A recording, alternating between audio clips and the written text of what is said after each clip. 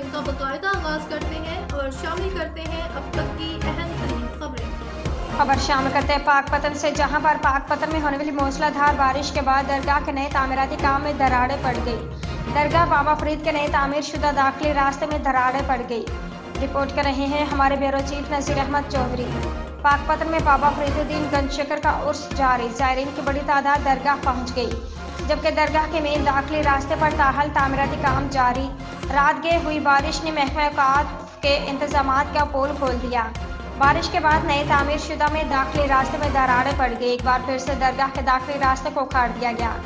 इसी रास्ते से लाखों ज़ायरीन ने बहिश्ती दरवाज़ा गुजरना है। उर्स में पार आए ज़ायरीन तशवीश में मुब्तला, महकमा औकाफ के इंतजामात पर सवालिया निशान लग गए।